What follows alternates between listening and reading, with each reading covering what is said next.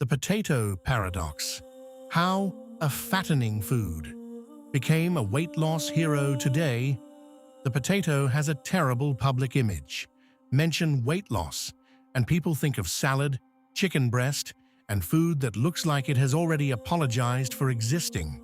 Mention potatoes, and people imagine French fries, potato chips, melted cheese, butter, bacon, and a meal containing enough calories to power a small tractor.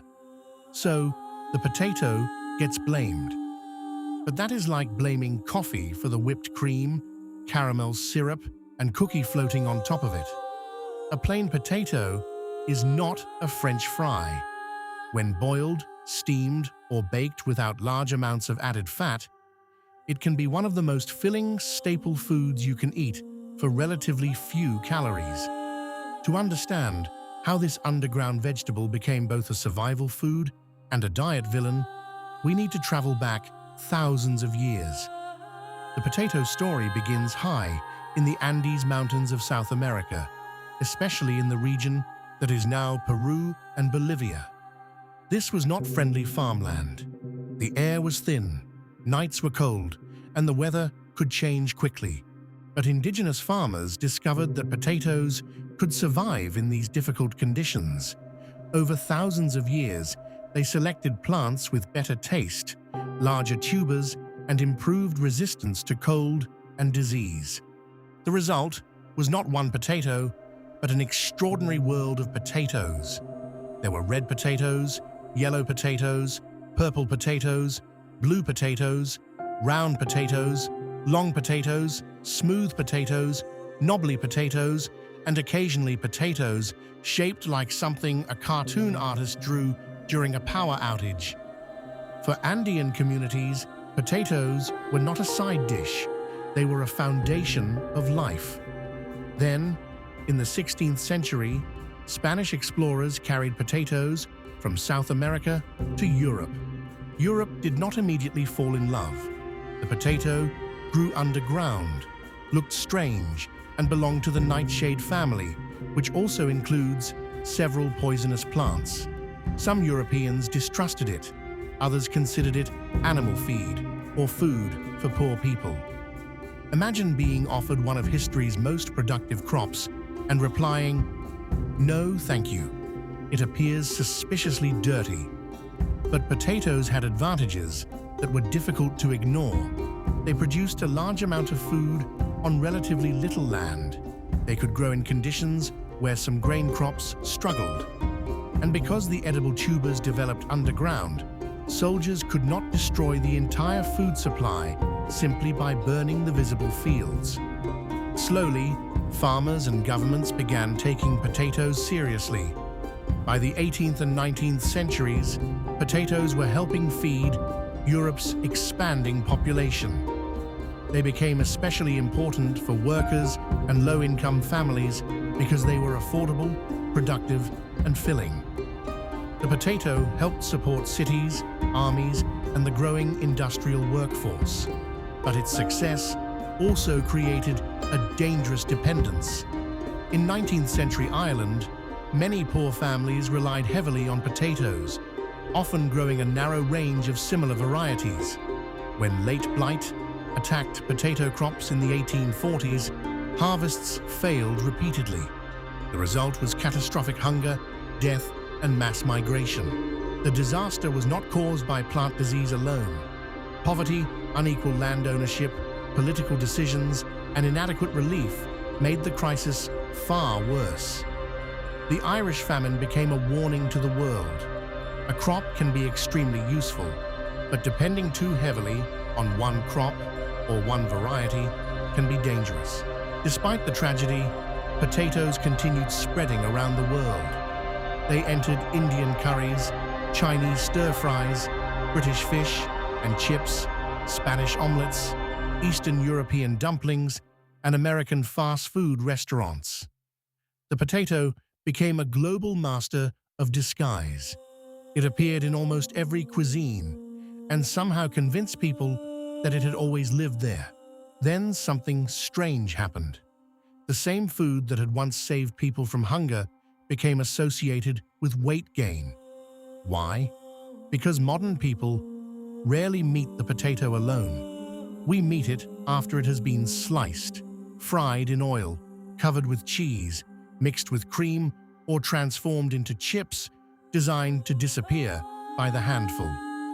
The potato enters the kitchen as a naturally low-fat tuber and leaves wearing a butter jacket. So why can plain potatoes be useful for weight loss? The first reason is low energy density. Energy density means the number of calories contained in a certain weight of food.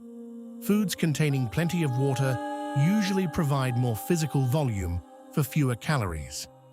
Plain cooked potatoes contain a large amount of water and very little natural fat.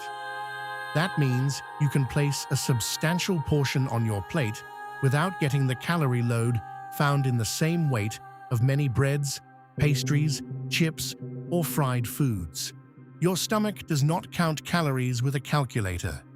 It responds partly to the volume, weight, and physical presence of food. A plate of boiled potatoes looks and feels like a real meal. A small croissant may contain similar or even greater energy, but your stomach may regard it as an opening statement. The second reason is satiety. Satiety is the feeling of fullness that lasts after eating. In a well-known 1995 study, researchers gave people equal calorie portions of different common foods. Among the foods tested, boiled potatoes produced the highest satiety score. Their score was more than 3 times that of white bread. That does not prove potatoes are magically the most filling food for every person in every situation. The study was limited, and satiety can change with preparation, portion size, meal composition, and individual response. But it supports something many people notice in real life. Plain boiled potatoes can be surprisingly difficult to overeat. Try eating a large bowl of plain boiled potatoes. At first, you feel confident. Halfway through, the potato begins negotiating your surrender. The third reason is structure. Whole potatoes generally take longer to eat than liquid calories, desserts, or highly processed snacks. Slower eating gives your body more time to register that food has arrived. Now compare a boiled potato with potato chips. A whole potato contains water, weight, and volume. A chip has had much of its water removed and has usually absorbed oil. It is light, crispy, salty, and extremely easy to eat quickly. You might struggle to eat 4 boiled potatoes, but 4 potatoes transformed into chips can disappear during the opening scene of a movie. Same plant, completely different food environment. The fourth reason is resistant starch.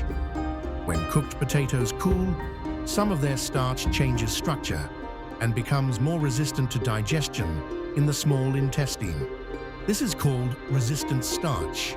It behaves partly like dietary fiber and reaches the large intestine, where gut bacteria can ferment it. Cooling potatoes can increase their resistant starch content. Chilled potatoes may also produce a different insulin response from freshly cooked hot potatoes in some people, but do not turn this into internet magic. Cooling a potato does not erase its calories. Reheating leftover potatoes does not create a negative calorie superfood. It is a modest nutritional change, not sorcery performed by a refrigerator. The fifth reason is practicality. A weight loss diet only works when someone can continue following it. Potatoes are inexpensive, widely available, easy to cook, and compatible with many different foods. They can make a calorie-controlled meal feel generous rather than miserable. Research on low-energy density diets shows that potato-based meals can fit into successful weight loss plans. The important point is not that potatoes burn fat. They do not. Weight loss still requires consuming less energy than the body uses over time. The potato's advantage is that it may help you feel satisfied while doing that. So what turns a potato into a useful weight loss food? Preparation. Boil it, steam it, bake it, air fry it, with a carefully controlled amount of oil. Keep the skin when appropriate for additional fiber and texture. Pair potatoes with vegetables and a good source of protein, such as eggs, fish, chicken, tofu, beans, or unsweetened yogurt. Use herbs, vinegar, mustard, garlic, pepper, chili, or other spices for flavor. What should you limit? Deep frying, heavy cream, large amounts of butter, cheese sauces, and eating directly from a family-sized bag while telling yourself that potatoes are vegetables. A plain baked potato and a plate of loaded cheese fries may share an ancestor, but nutritionally, they are distant relatives who no longer speak. Portion size still matters. Your overall diet still matters. Sleep, physical activity, protein intake, personal food preferences, and medical conditions matter too. No single food is the best weight loss food for everyone, but the potato deserves a much better reputation. It helped Andean communities survive harsh mountain environments. It fed European populations and growing industrial cities. It traveled across continents and entered kitchens around the world. Today, when prepared simply, potatoes can help create meals that are filling, affordable, and easier to keep within a calorie target. The potato was never the real villain. The problem was what we did to it. We took a naturally low-fat, water-rich, highly filling food. Then we removed its water, added oil, added salt, added cheese, and made it easy to eat at high speed. And after all that, we blamed the potato. So the next time someone says potatoes are fattening, ask one simple question. Which potato? The boiled potato sitting quietly beside some vegetables? Or the deep-fried potato wearing cheese, bacon, and 1,000 calories of accessories? History made the potato a survival food. Modern cooking turned it into junk food, and smart preparation can turn it back into one of the most useful foods on a weight loss plate.